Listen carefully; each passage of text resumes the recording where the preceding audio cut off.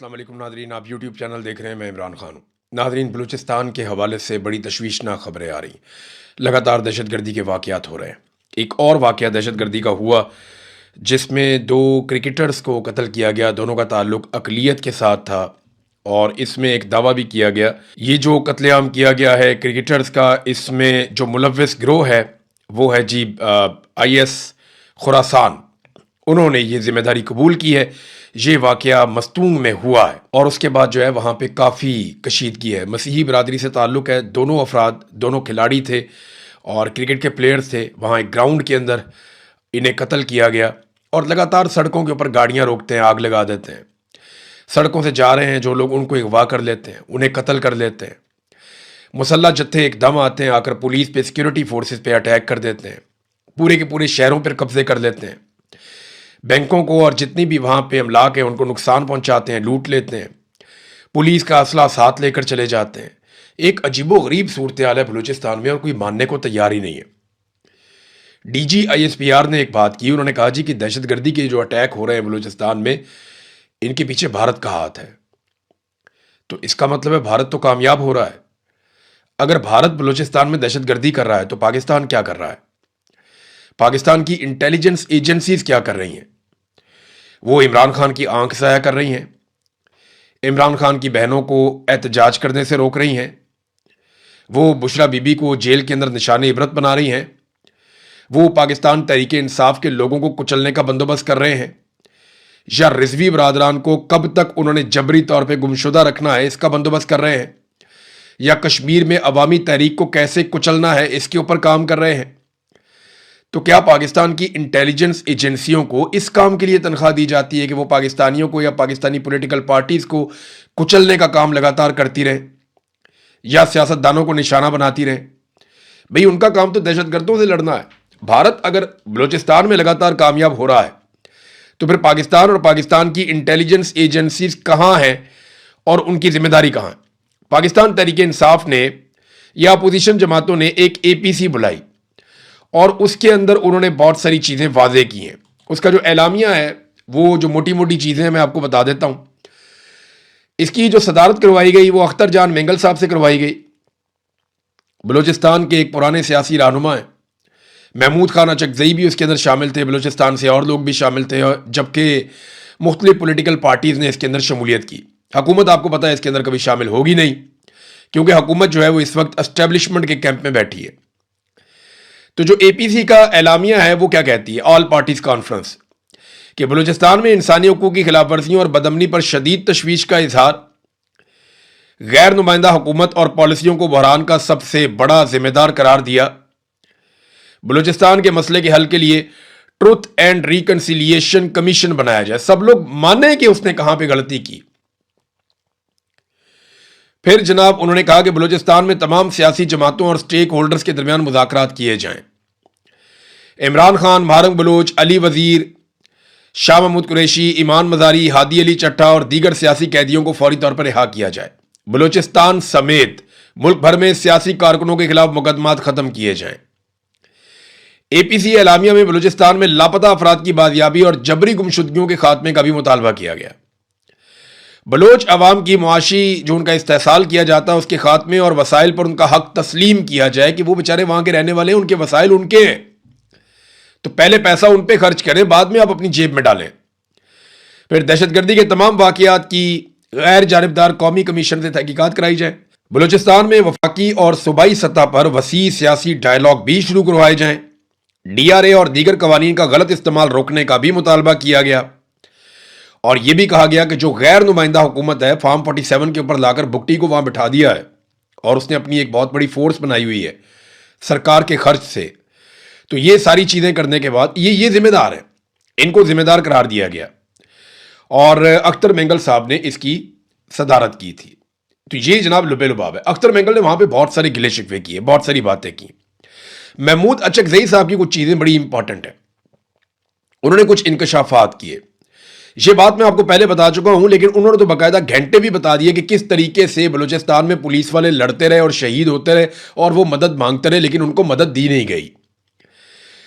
12 बजे ज़ियारत साने में इन लोगों ने अपने अफसरान को कहा कि हमारी गोलियां खत्म हो रही हैं, ये लोग ज्यादा हैं, खुदा के लिए हम तक मदद पहुंचाएं। सुबह 5 बजे तक वो मेहनत करते रहे, वो लड़ते रहे। 5 बजे के बाद उन्होंने अपने अजीजों को टेलीफोन किया कि हम बिल्कुल बेबस हो गए हैं, मेहरबानी करें, अगर वो नहीं आते, यानी सिक्योरिटी फोर्सेस वाले नहीं आते, तो आप मेहरबानी करें और कुछ इमदादी सामान हमें पहुंचाएं, कोई असला वगैरह आप लेकर आएं। DGISPR ने यह बात तस्लीम की है कि पुलिस के साथ अवाम मिलकर लड़ी है, लेकिन सिक्योरिटी फोर्सेस वहां पे नहीं पहुंची। बार बार बुलाया गया, फिर भी नहीं पहुंची। और यही बात इस वक्त जो है अपोजिशन लीडर कौमी असेंबली में महमूद खान अचकजई भी वही बात कर रहे हैं। वजीर आला साहब कोई शरीफ आदमी होता तो वह इस्तीफा दे देता या किसी को नौकरी से निकाल देता। तो बस इंसान है, मरते रहते हैं और आप बस पाकिस्तान जिंदाबाद कहते रहेंगे। पाकिस्तान इस तरह जिंदाबाद नहीं होगा, पाकिस्तान बहुत बड़ी बर्बादी की तरफ चला जाएगा। हम अपनी अफवाज और अपनी एजेंसियों से दरखास्त करते हैं कि जो आइन का हलफ आपने उठाया है उसका आप ख्याल रखें, जो हमने उठाया है उसका हम ख्याल रखेंगे। सिपाही से लेकर जर्नैल तक उनका यह हलफनामा है कि हम सियासत में हिस्सा नहीं लेंगे, अपने हलफ का ख्याल रखें, पाकिस्तान बच जाएगा।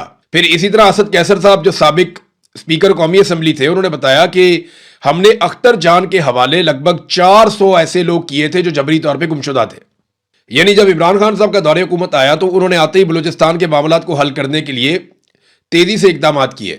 400 लापता अफराद को बाजियाब करवाया गया और अख्तर जान मेंगल साहब के हवाले किया गया। लेकिन उसके बाद इमरान खान साहब के खिलाफ साजिशें शुरू हो गई, फिर रजीम चेंज ऑपरेशन कर दिया गया और उसका नतीजा आज आप सबके सामने है कि वो बलूचिस्तान जिसको सही डगर पे लाया जा रहा था, आज उसके हालात आपके सामने हैं।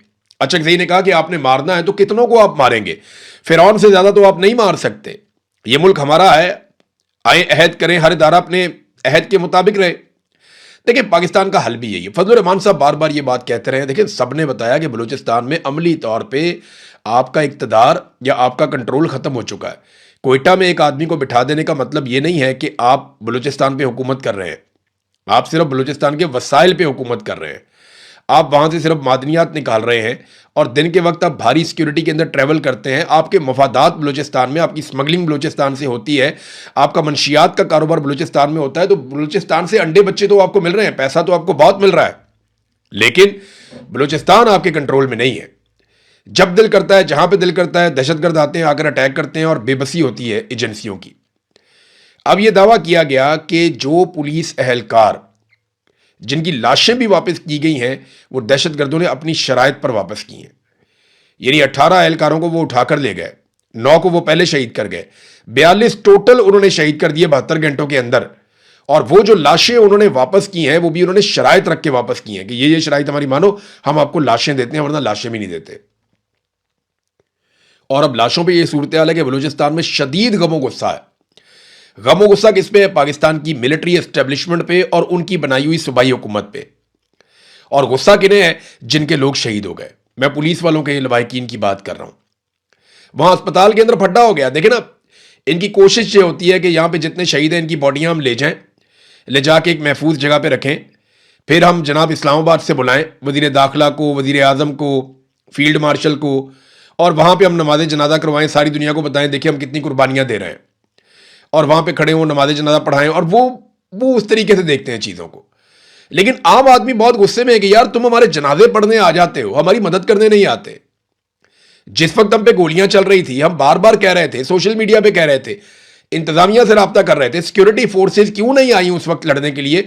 उनके पास जदीद असला था, वो आके तालिबान के ऊपर या जो भी वो ग्रुप था उसके ऊपर आके अटैक कर सकते थे, या जो जत्था आया हुआ था उसके ऊपर हमला कर सकते थे, लेकिन नहीं किया गया। वो वक्त जाया किया गया। ना सिर्फ पुलिस वालों को मरने के लिए छोड़ दिया गया, बल्कि बाद में जो यरगमाल बनाकर गए उनको उन्होंने शहीद कर दिया।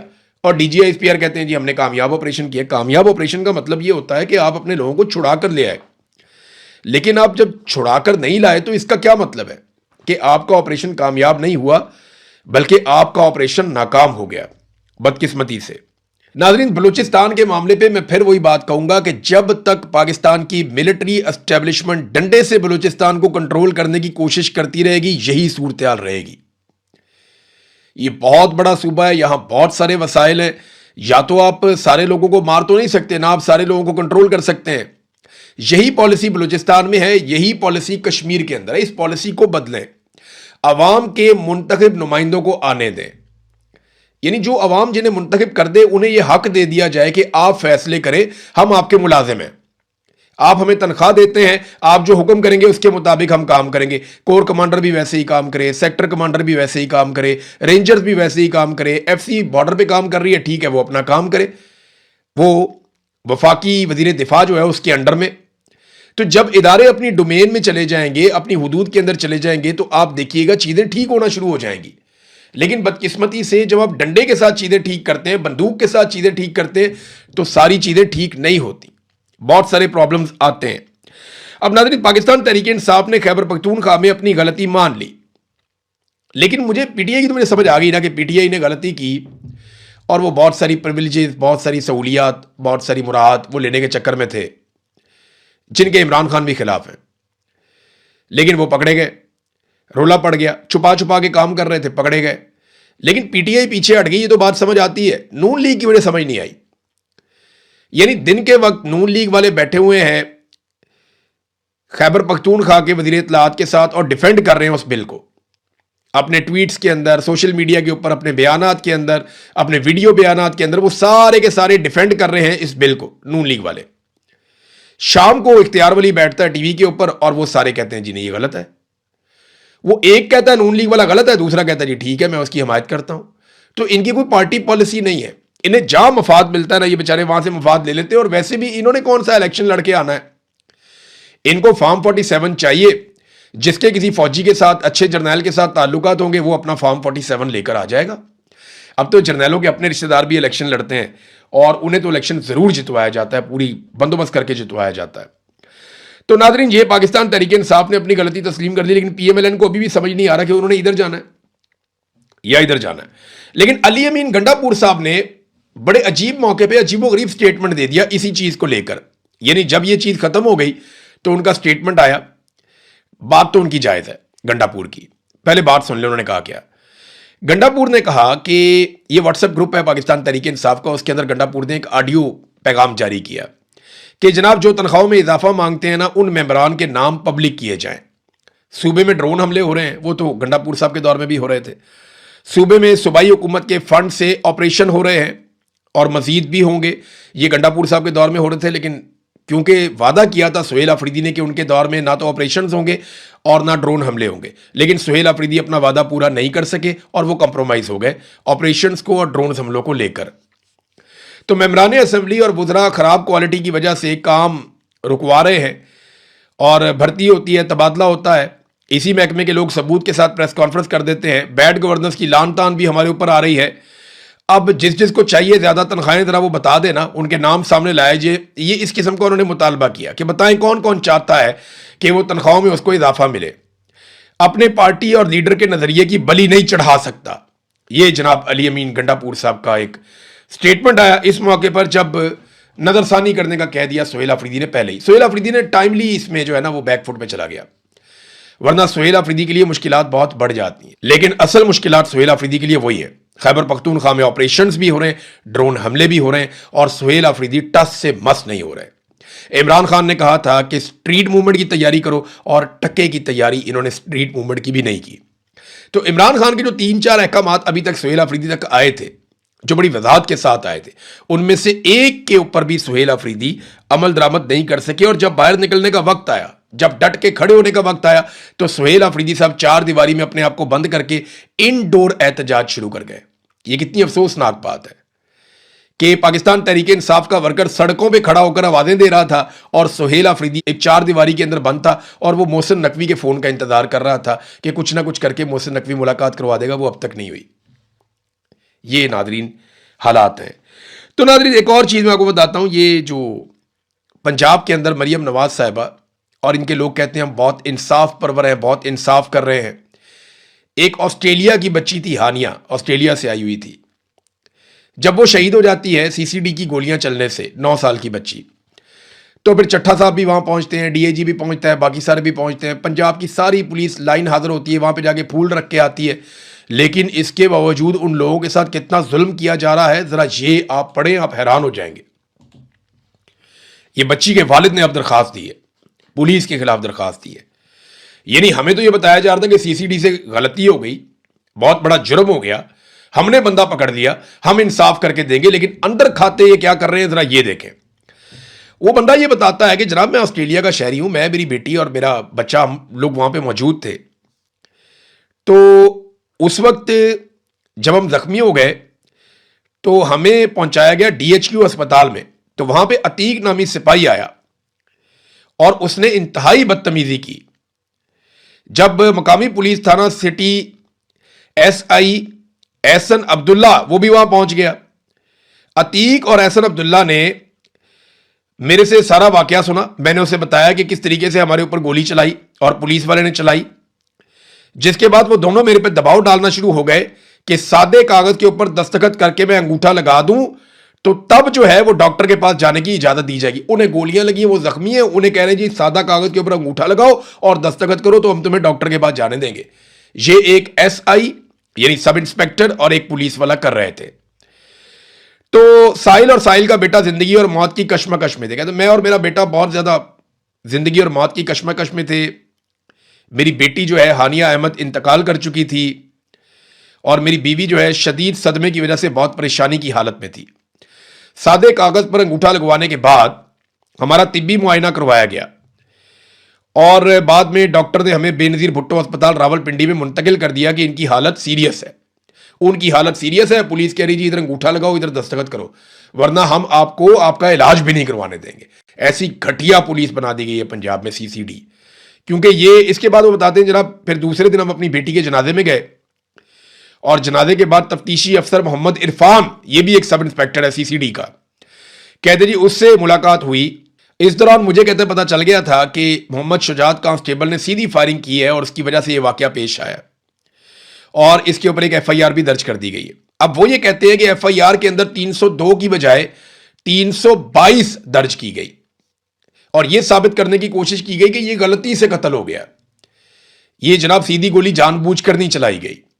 پوری دنیا میں کہیں پولیس والا ایسی حرکت کرنا ساری زندگی کے لیے نوکری بھی گئی اور جیل میں سڑے گا، لیکن پاکستان میں وہ کہتے ہیں جی غلطی ہو گئی۔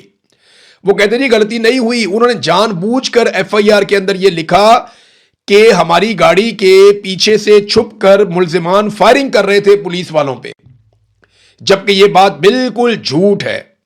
ان دونوں ملزمان نے یا دونوں جو ڈاکو تھے انہوں نے کوئی فائر نہیں کیا پولیس والوں کے اوپر۔ اب یہ دیکھیں آپ، ان دونوں کو بھی قتل کر دیا گیا کہ جناب انہوں نے پولیس پہ فائرنگ کی ہے تو اگلے دن پکڑ کے ان دونوں کو پار کر دیا۔ وہ کہتے ہیں کہ ان دونوں نے کوئی فائر نہیں کیا پولیس کے اوپر، پولیس نے اندھا دھند، ان کے جاکے ہی کھل گئے۔ مریم نواز نے اتنی کھلی چھوٹ دے دی ہے چٹھا کو اور چٹھا نے اپنی پولیس کو کہ اب وہ مار رہے ہیں اندھا دھند لوگوں کو، انہیں کوئی سمجھ نہیں آ رہی۔ اور یہاں پہ دیکھیں وہ کہہ رہے ہیں کہ آپ ان کے خلاف قانونی کارروائی کریں، جن لوگوں نے ہم پہ دباؤ ڈالا، غلط ایف آئی آر درج کی اور تحقیقات جو ہے ان کو خراب کر رہے ہیں۔ یہ جان بوجھ کر گولی چلائی گئی ہے، کوئی کراس فائرنگ نہیں ہوئی، یک طرفہ گولی چلی اور وہ پولیس والے نے چلائی ہے۔ تو یہ کوئی غلطی سے قتل نہیں ہوا، یہ جان بوجھ کر قتل کیا گیا ہے۔ تو ایک ہی کیس تھا جسے وہ کہتے تھے ہم ٹیسٹ کیس بنائیں گے، اور اسی کیس میں آپ دیکھ لیں ان کی حالت کیا ہوئی۔ یہی حالت ان کی رضا ڈار والے کیس کے اندر بھی ہو رہی ہے۔ رضا ڈار کے بارے میں آپ کو اتنا بتا دوں، ایک جرنلسٹ ہیں لاہور سے، انہوں نے بھی بتایا کہ عمران صاحب میں تو یہ خبر نہیں دے سکتا لیکن آپ اتنا ضرور بتا دیں کہ رضا ڈار پوری موج میں ہے۔ میں نے کہا کیا مطلب؟ اس نے کہا جی نہ اس کو حوالات کی گرمی کا مسئلہ ہے، نہ اسے کسی مچھر کا مسئلہ ہے، نہ اسے کسی اور پریشانی کا سامنا ہے، وہ بڑے سکون کے ساتھ اپنے یہ دن گزار رہا ہے، کسی قسم کی انٹیروگیشن نہیں ہو رہی۔ عام مجرم پکڑا جائے تو اس کے ساتھ کیا کچھ کیا جاتا ہے آپ اس کا اندازہ کر سکتے ہیں، لیکن رضا ڈار کے ساتھ بہت وی وی آئی پی قسم کا سلوک کیا جا رہا ہے۔ بقول میرا ایک سورس ہے، ایک سینئر جرنلسٹ ہے لاہور میں، اس نے مجھے یہ بتایا۔ اس نے کہا جی میں لاہور میں یہ کروں گا، میرے اوپر انہوں نے پھر کسی اور بہانے کر کے کوئی پیکا لگا دینا مجھ پہ بھی۔ ناظرین، عمران خان صاحب نے میاں والی میں ایک اسپتال بنایا تھا، یہ بڑا زبردست اسپتال تھا اور یہ خواتین کے لیے اسپتال خاص طور پہ بنایا گیا تھا، مدر اینڈ چائلڈ ہسپتال میاں والی۔ اس پہ 3 ارب روپے لگائے تھے، اس کے اندر ساری سہولیات موجود ہیں، لیکن سب کچھ ہی ختم کر دیا گیا۔ عمران خان کے نام کی تختی کو اکھاڑ کر وہاں ایک سٹور ہے اس کے اندر پھینک دیا گیا۔ تو یہ عوام کی ملکیت تھا، کسی سیاسی شخصیت کی ملکیت نہیں تھا، کوئی عمران خان نے اپنے نام کے اوپر نہیں بنایا ہوا تھا۔ وہ میاں والی کا مدر اینڈ چائلڈ ہاسپٹل تھا، اس کے ساتھ کیا تعلق ہے عمران خان کا؟ وہ تو بطور جب اس کی حکومت تھی تو اس نے اس فنڈ کے ساتھ بنا دیا. اب جناب یہ بدلہ لے رہے ہیں، وہاں پہ ایک اور جگہ پہ اسپتال بنا دیا، نہ پینے کا پانی ملتا ہے وہاں پہ، نہ وہاں پہ ایئر کنڈیشن ہے، نہ وہاں پہ مریضوں کے لیے کوئی سہولیات ہیں. بیڑا غرق ہوا پڑا ہے مریضوں کا وہاں پہ. وہ شکایت پہ شکایت لوگ کر رہے ہیں، وہ کہہ رہے اتنی زبردست جگہ تھی، سارے انتظامات تھے، ہر چیز موجود تھی، لیکن اس کے باوجود وہاں پہ یہ تبدیلی کر دی گئی. اور وہ صرف کیوں کی گئی؟ عمران خان صاحب کے بغض میں، اور کوئی مسئلہ نہیں ہے. یاد ہے نا مریم نواز کی وہ کال کہ اگر ہم ہیلتھ کارڈ بند کر دیں تو عمران خان کی نا مقبولیت کم ہو جائے گی. یعنی اس کا جو یہ اتنا بڑا منصوبہ ہے، اگر ہم ہیلتھ کارڈ بند کر دیں نا تو پھر مزہ ہی آ جائے گا. اندازہ کریں یہ کیسے گھٹیا لوگ ہیں کہ عام آدمی کو ملنے والی سہولت انہوں نے صرف اس لیے بند کروائی کہ وہ عمران خان کا پروجیکٹ تھا. اور یہ باقاعدہ اس کی آڈیو موجود ہے مریم نواز کی. ناظرین آخر میں ایک خبر ہے، اور یہ صورتحال خوفناک ہوتی جا رہی ہے. امریکہ نے بڑے شدید حملے کیے ہیں جنوبی ایران پہ. 6 مختلف علاقے ہیں جنوبی ایران کے جن کے اوپر اٹیک کیا گیا. امریکی الزام یہ ہے کہ آبنہ ہرمز سے کچھ جہاز گزر رہے تھے، ان میں سے 3 کے اوپر ایران نے اٹیک کیا، اور جوابی حملے میں امریکہ نے بہت شدید حملے کیے ہیں جنوبی ایران کے اوپر. جبکہ ایران کا یہ کہنا ہے کہ امریکہ نے MOU کی خلاف ورزی کی ہے. اصل معاملہ کیا ہے ذرا تھوڑا آپ سمجھ لیں. آیت اللہ علی خامنائی کی شہادت کا اور ان کی تدفین کا وہ سارا معاملہ شہادت کے بعد وہ جاری ہے، اور آج کل وہی دن چل رہے ہیں. آج کے دن میں جو ہے وہ ان کی تدفین مکمل ہو جائے گی. تو امریکہ بڑے عرصے سے یہ کوشش کر رہا ہے کہ ایران کی مرضی کے خلاف مختلف روٹ سے آبنہ ہرمز میں سے وہ کچھ اور بحری جہاز اور ٹینکرز نکالے. لیکن ایران کا یہ کہنا ہے کہ جو ہماری مرضی کے بغیر جائے گا وہ معاہدے کی خلاف ورزی کرے گا، اور اس کو ہم روکیں گے، وہ اپنے نقصان کا خود ذمہ دار ہوگا. اب امریکہ وہاں سے پرانے طریقے سے نکالنا چاہتا ہے، کیونکہ اس کی بہت بے عزتی ہو رہی ہے کہ جناب آپ نے چنگی لڑائی لڑی ہے آبنہ ہرمز کے اوپر، ایران کا اور عمان کا کنٹرول ہو گیا، وہ جیسے مرضی کرتے ہیں، آپ وہاں پہ کچھ کر ہی نہیں سکتے. تو انہوں نے ضد پکڑی ہوئی کہ ہم نے ایران کو وہاں پہ دیوار کے ساتھ لگا کے یہاں سے جہازوں کو خود نکالنا اور پہلے کی طرح نکالنا ہے. ایران نے ضد پکڑی ہوئی ہم نہیں جانے دیں گے، اور یہ اس چیز کے اوپر ساری لڑائی ہو رہی ہے.